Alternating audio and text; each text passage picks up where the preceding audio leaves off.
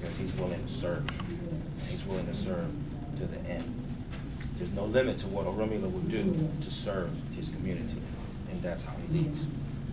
And so our ancestors have shown us that example, and that's why we revere them. That's why we have some of those legendary, characters in our history and in our folk history.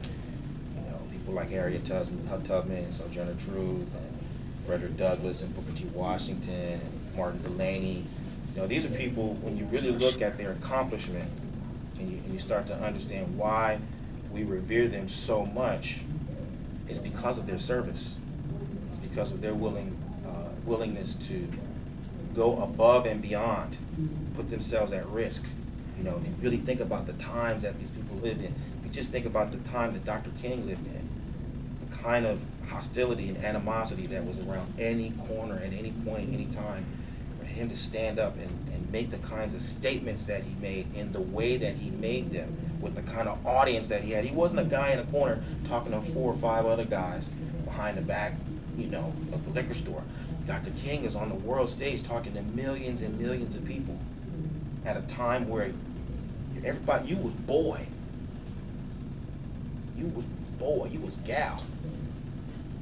And he stood up and said things that were very eloquent, but extremely revolutionary. Very counter to the powers that be. And his life was at danger, obviously, at any point. But he kept on taking that stand. Out of service. Out of service. Out of service. This is the spirit of Orunmila that we want to tap into today. Service. Why is service so important, and how does service enable you to become an immortal?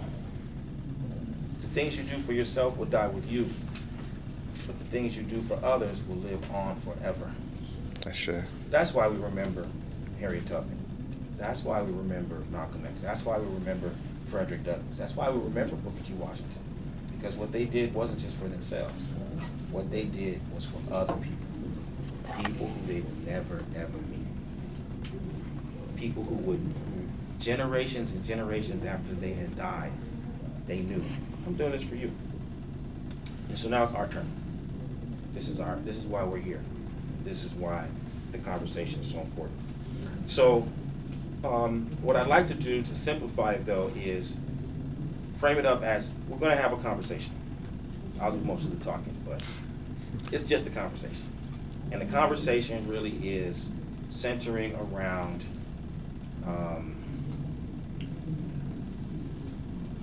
Orunmila as, let's say, a working definition of who is Orunmila. Right? It's going to be impossible to fully define who is Orunmila. Impossible. But if we could just agree upon certain things, then that'll help us to have a conversation about, okay, who's Orunmila? We're here today. What I'd like to do is, like I said, just to start a conversation.